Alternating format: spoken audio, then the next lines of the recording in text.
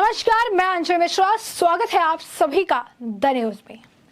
Hamas द्वारा Israel पर जिस तरीके से जुल्म ढाए गए, जिस तरीके से बच्चों को मारा गया, औरतों को बेआबरू किया गया, और जिस तरीके से इस वक्त देश की जो सरकार है, मोदी सरकार जो है, इजराइल के साथ मजबूती से खड़ी है, तो वही देश के अंदर ओवैसी जैसे कुछ नेता हैं जो लगातार फिलिस्तीन और हमास का समर्थन करते हुए नजर आ रहे हैं। और उन्हें इस बात से भी तकलीफ है कि योगी आदित्यनाथ जैसे मुख्यमंत्री आखिर फिलिस्तीन या हमास के साथ खड़े लोगों के खिलाफ एक्शन क्यों ले रही है। जी हाँ, बिल्कुल सही सुना आपने। ओवैसी ने इजराइल के पीएम को, नेतन्याहू को शैतान बताते हुए उन्होंने पीएम मोदी से फिलिस्तीन का साथ देने के लिए कहा। तो योगी आदित्यनाथ द्वारा मुकदमा जिस तरीके से लोगों पर दायर करवाया जा रहा है क्योंकि वो फिलिस्तीन या हमास के समर्थन में है, उसे लेकर भी अपनी बौखलाहट जाहिर की। आखिर क्या कुछ कहते नजर आए असदुद्दीन ओवैसी, विस्तार से समझिए। ऑल इंडिया मजलिसे इत्तेहादुल मुस्लिमीन यानी AIMIM के प्रमुख असदुद्दीन ओवैसी ने इजराइल हमास युद्ध पर बयान दिया। ओवैसी ने कहा कि वह फिलिस्तीनियों के साथ है।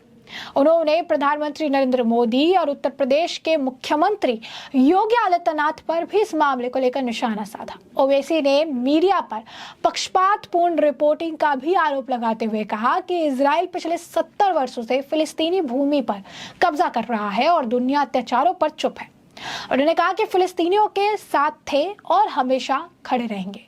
उन्होंने अपनी गाड़ी में फिलिस्तीन का झंडा भी लगाया है। उनके खिलाफ FIR दर्ज करने की हिम्मत है तो दर्ज करें। हैदराबाद में लोगों को संबोधित करते हुए ओवैसी ये सारी बात जो है कहते नजर आए। क्या कुछ कह रही हैं ओवैसी, जरा सुनिए। ये अरबों की जमीन है, गांधी ने कहा था, मगर अफसोस की बात यह है कि आज हमारी हुकूमत खामोश बैठी हुई है। क्यों खामोश बैठी हुई है? अगर हम पूरी दुनिया में सुपर पावर बनना चाहते हैं, अगर हम अक़वाम मुत्तहिदा की सिक्योरिटी काउंसिल में मेंबरशिप चाहते हैं वोटिंग राइट के साथ, तो फिर हमारी हुकूमत को, हमारे मुल्क को ये जो वॉर क्राइम्स इजराइल कर रहा है उसकी मजम्मत करनी चाहिए। जो फलस्तीनियों को गाजा से निकाला जा रहा है उनकी मदद करनी चाहिए, रोकना चाहिए। अरे उनको पानी दो, दवा दो, लाइट दो। ये कौन सा जुल्म है कि तुम उनको मार रहे हो? बेहतरीन से बेहतरीन हथियार अमेरिका दे रहा है, अरे आप इन पर हथियार बरसा रहे। मेरे अजीज दोस्तों और बुजुर्गों, अभी हमारे मुल्क के चीफ मिनिस्टर ने कह दिया, क्या कहा उन्होंने कि अगर कोई फलस्तीन का नाम लेगा तो उसको बुक कर दो। सुनो मुख्यमंत्री, मैं फलस्तीन का झंडा तिरंगे के साथ लगा के आया। मैं फलस्तीन के लिए खड़ा हूं और खड़ा रहूंगा इंशाअल्लाह ताला। फलस्तीन सिर्फ मुसलमानों का, अरबों का मसला नहीं, फलस्तीन इंसानियत का मसला है। और हम उस बाबा मुख्यमंत्री से कहना चाहेंगे, अगर आपको केस बुक करना है तो वजारत खारजा NEA पर केस बुक करना पड़ेगा। अगर कई यूपी में मोदी जी आ गए तो उन पर भी केस बुक करना पड़ेगा आपको। मेरे अजीज दोस्तों और बुजुर्गों, मेरी आप तमाम से गुजारिश है कि अपनी दुआओं में इन गाजा के मजलूमों के लिए दुआ करिए। और आपको जानकर तकलीफ होगी कि 2008 से 6407 फलस्तीनियों को इजराइल इस लोग मार दिए, जिसमें से 18 साल के कम उम्र 1437 बच्चे थे। और अब इजराइल एक फास्फोरस चीज आती है, उसको अब उसका बम गिरा रहा है। यानी जब वो गिरता है तो बिल्डिंग को पिघला देता है, अगर जिस्म पर गिरता है तो चमड़ी से हड्डी को गला देता है। ये जुल्म गाजा के लोगों पर किया जा रहा है। और अमेरिका, बरतानिया, ये यूरोप, ये फ्रांस जब बड़ी बड़ी बातें करते हैं, आज गूंगे बनकर बैठे कि मासूम लोगों को, अरे 80 साल से लड़ रहे हैं अपनी फलस्तीन और मस्जिद अक्सा और बैतुल मुक़द्दस के लिए। मेरे अजीज दोस्तों और बुजुर्गों, ये बात कहना जरूरी था। इसलिए जरूरी है कि अगर गाजा का नाम आए, फलस्तीन का नाम आए, मस्जिद अक्सा का नाम आए, बैतुल मुकद्दस का नाम आए और तुम्हारे और हमारे दिलों में हरारत ईमानी पैदा नहीं होए तो फिर तुम इंसान कहलाने के लायक नहीं हो। अगर हम उनकी मदद नहीं कर सकते, हम दूर हैं, मगर जज्बात से कर सकते हैं और करना चाहिए। तो जैसा कि आपने सुना, वैसे कहते नजर आए कि 21 लाख की आबादी वाले गाजा के में गरीब लोग हैं। 21 में से 10 लाख बेघर हो गए। वह शैतान नेतन्याहू जालिम है और वॉर क्रिमिनल है जो फिलिस्तीनियों को धकेल रहा है।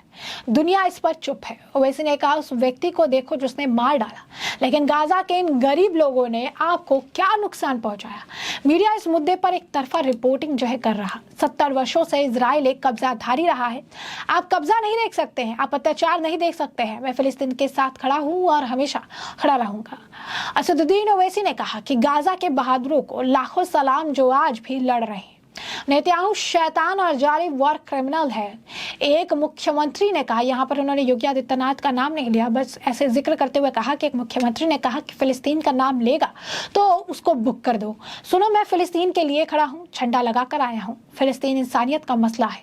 हम उस बाबा मुख्यमंत्री से कहेंगे कि अगर केस करना है तो एनडीए पर करना पड़ेगा। मोदी जी यूपी आ गए तो उनके खिलाफ भी केस दर्ज करना पड़ेगा। मैं आप लोगों से कहता हूं कि फिलिस्तीनियों के साथ खड़े हो। गाजा के लोगों को रहमत की जरूरत है। हमास के खिलाफ चल रहे जवाबी हमले के बीच इजराइल रक्षा बलों यानी आईडीएफ ने उत्तरी गाजा पट्टी के निवासियों को निकासी गलियारों का उपयोग करके जो है एनक्लेव में दक्षिणी हिस्से में स्थानांतरित करने के लिए कहा था। इजरायली सेना ने कहा कि यदि आप अपने और अपने प्रियजनों की परवाह करते हैं तो निर्देश के अनुसार दक्षिण की ओर जाएं। आश्वस्त रहे कि हमास के नेताओं ने अपना ख्याल रखा है और क्षेत्र में हमलों से बच रहे हैं। इस पर प्रतिक्रिया देते हुए असदुद्दीन ओवैसी ने कहा कि जब आपके घर में 2 दिनों से पानी नहीं तो आप जिम्मेदार लोगों को कैसे बुलाना शुरू करते हैं। पीने के लिए पानी नहीं है, खाने के लिए भोजन नहीं है, गाजा के अस्पतालों में दवा नहीं है और यह इजरायली सरकार उन्हें उत्तर से दक्षिण गाजा जाने के लिए कह रही है। हैदराबाद के सांसद एआईएमआईएम प्रमुख असदुद्दीन ओवैसी ने इस युद्ध को लेकर चिंता जाहिर की।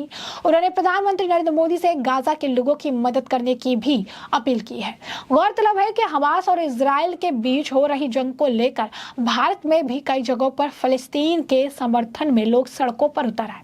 अलीगढ़ जो है जेएनयू जामिया में फिलिस्तीन के समर्थन में लोगों ने मार्च भी निकाला। वहीं केरल में भी मुस्लिम विद्वानों ने भी बीते दिनों फिलिस्तीन के समर्थन में मार्च निकाला था। यही नहीं, जम्मू कश्मीर के बदगाम में भी कई लोगों ने अल्लाहू अकबर के नारे लगाए, फिलिस्तीन के समर्थन में तख्तियां लेकर चले। हमास के लिए भी आप कह सकते हैं कि उनका सॉफ्ट कॉर्नर देखने के लिए मिल रहा है।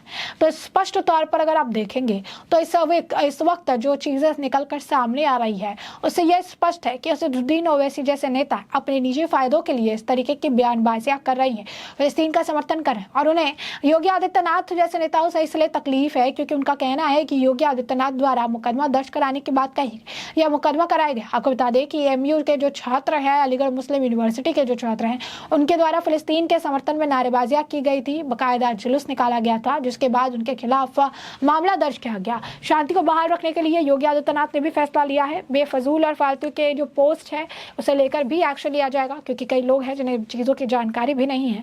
इसके बावजूद जो है वो लगातार अपने तरफ से पोस्ट डाल रहे थे, चीज़ों को लेकर आप कह के मनगढ़ंत चीज़ें कर रहे थे, मनगढ़ंत बातें बना रहे थे, जिसके बाद जो है योगी आदित्यनाथ जो है एक्शन में नजर आए। उन्होंने चीज़ों को लेकर सख्त निर्देश भी दे दिए। यही नहीं, आपको बता दें कि जो है पैलेस्टीन स्टेटमेंट को लेकर अगर कोई कुछ करता है, सोशल मीडिया पर भी डालता है, तो उनके खिलाफ भी मामला होगा। उन्होंने कहा कि कोई भी आतंकी ऑर्गेनाइजेशन के खिलाफ अगर प्रोपेगेंडा चलाता है या फिर उसे हमास जैसे कह सकते हैं कि समर्थन करता है तो उनके खिलाफ एक्शन लिया जाएगा। उन्होंने कहा कि रिलीजियस क्लर्जिक और सीनियर्स को भी इस मामले में पूरी जानकारी दे दे कि इस तरीके से चीज़ों को बर्दाश्त नहीं किया जाएगा।